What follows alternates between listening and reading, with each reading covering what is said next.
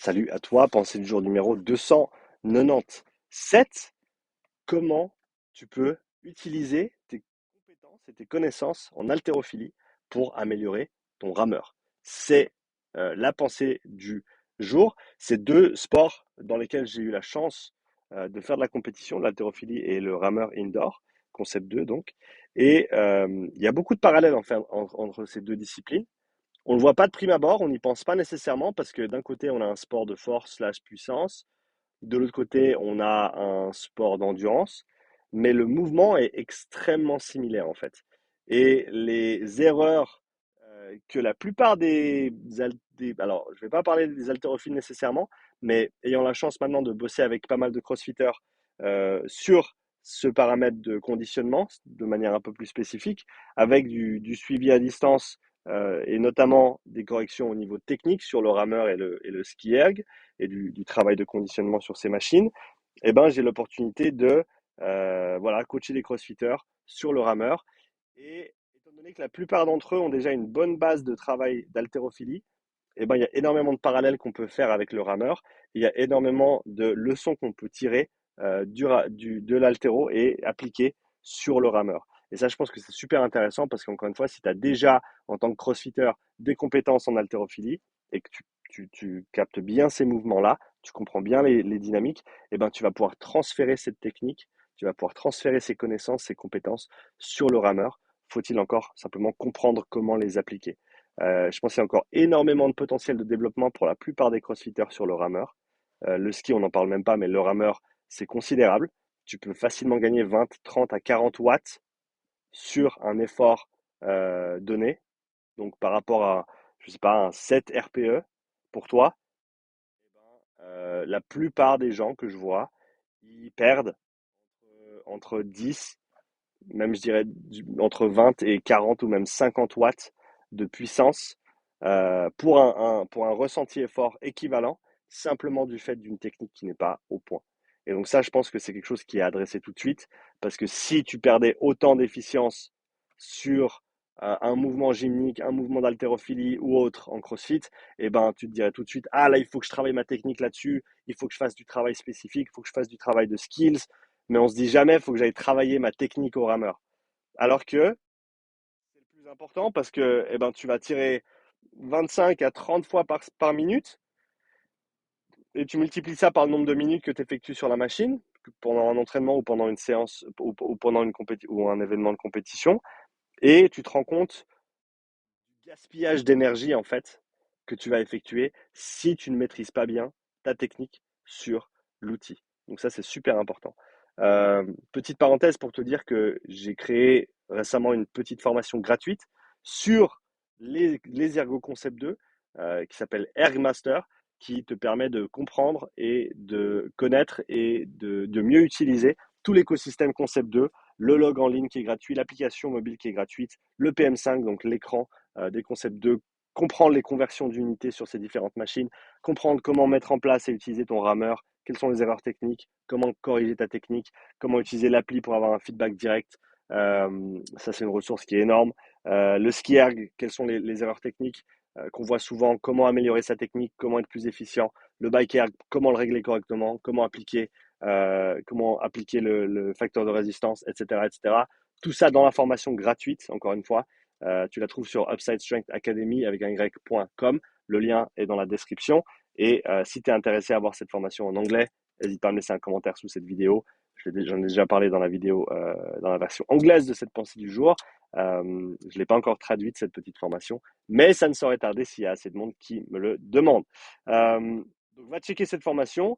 Et pour revenir maintenant au rameur et à l'haltérophilie, donc, je pense que les deux grandes erreurs qui sont commises sur le rameur, et en général, elles sont commises ensemble, c'est un, tirage avec les bras trop tôt, et deux, ouverture au niveau des hanches trop tôt. Donc, pas assez de compréhension du mouvement et de la position pour rester relâché avec les bras quand on pousse avec les jambes sur la première phase, et pas assez de patience avec le haut du corps, avec les épaules, pour ouvrir les hanches.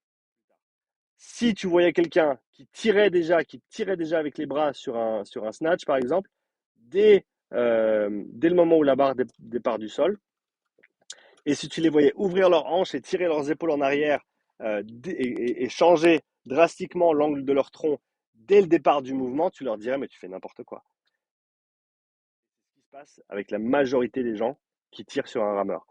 Et je pense que ça, c'est la première chose à changer, c'est cette conception que c'est du tirage. À la fin du mouvement, c'est du tirage. Au début du mouvement, c'est du poussage. On pousse avec les jambes.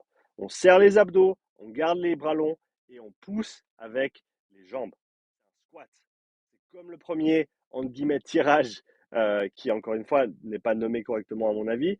Mais on ne va pas changer toute la nomenclature de l'haltérophilie ici pour cette pensée du jour. Sur le premier tirage d'un snatch, c'est un squat en fait. Tu te relèves, mais ton angle du tronc, il reste constant. C'est un squat, un peu squat good morning, mais c'est un squat. Si tu vois ce que je veux dire, dans le sens où l'angle du tronc ne bouge pas et on a un mouvement de poussée avec les jambes. Et ben si tu appliques ça sur le rameur et que tu relâches tes bras, déjà tu vas gagner 20 à 30 watts. Ensuite, on a cette ouverture de hanche qui normalement se séquence avec cette poussée dans les jambes, donc qui va suivre cette poussée dans les jambes, mais qui en général est faite beaucoup trop tôt. Donc en tirant tes épaules vers l'arrière ou la tête vers l'arrière dans le mouvement, tu vas annuler toute cette puissance que tu pourrais développer avec les jambes sur ta poussée. Normalement, la poussée de jambes, elle va se faire toute seule sur les trois quarts de la poussée des jambes, donc la trois quarts de l'extension des jambes, et ensuite on ouvre les hanches. Ensuite seulement on ouvre les hanches. Et après l'ouverture de hanches, on tire avec les bras. Une bonne manière de savoir si tu le fais juste, c'est simplement de te dire qu'est-ce qui pique, qu'est-ce qui fait mal. Si tes bras ils brûlent, c'est de la merde. Si tes jambes brûlent, c'est certainement plus proche de la vérité. Ça, c'est une bonne manière de savoir si tu rames correctement ou pas. Si tes bras ils sont tout le temps en feu, avant tes jambes, c'est que tu fais n'importe quoi sur le rameur. Et ça vaut la peine de prendre quelques séances, quelques semaines pour revoir ta technique, pour gagner en efficience, pour revenir plus fort et pouvoir pousser plus fort. Et ces gains techniques, ces gains en compétences, en mouvement, en position, ils sont tellement plus simples à acquérir, à faire, que des véritables adaptations physiologiques que tu essayes d'engendrer avec des entraînements à proprement parler, avec des entraînements de type conditionnement. Et ça, c'est super important de le comprendre. En termes de hiérarchie, si tu dois choisir entre augmenter ta VO2 max de 3 points et changer ta position sur le catch et sur la première poussée sur le rameur pour gagner 30 watts, il n'y a pas photo. Parce que tu ne gagneras jamais 30 watts en une semaine ou 2 semaines avec des entraînements de conditionnement. Par contre, tu peux gagner 20, 30, 40 watts en 2, 3 semaines avec du travail technique. Et ça, c'est super important de se rendre compte. Donc, considère le rameur comme une compétence technique, comme un mouvement gymnique, si tu veux bien, ou un mouvement d'haltérophilie, vu qu'on fait le parallèle avec un snatch ou avec un mouvement d'haltéro. Fais ce parallèle-là et traite le rameur comme un mouvement d'haltérophilie. Avec la même précision, avec la même dédication technique sur chaque répétition. Et si tu fais ça, je te garantis qu'en 2, 3 semaines, eh ben, ils vont drastiquement changer. Et du coup, tes performances et ton économie et ton efficience sur la machine également. Voilà, c'était la pensée du jour. N'oublie pas d'aller t'inscrire pour la formation gratuite Ergmaster, lien dans la description. Laisse-moi un like, laisse-moi un commentaire comme d'habitude. Tu sais que ça m'aide, l'algorithme de YouTube aime les commentaires, donc laisse-moi des commentaires, même si c'est pour dire juste un petit merci ou même si c'est juste pour dire un petit bonjour avec un petit emoji. Tu fais comme tu veux, mais sache que si tu apprécies mon contenu, moi j'apprécie quand tu me laisses des commentaires. Abonne-toi parce que c'est gratuit et tu peux toujours changer d'avis. Et puis je te dis à demain pour la nouvelle pensée du jour. Allez, ciao.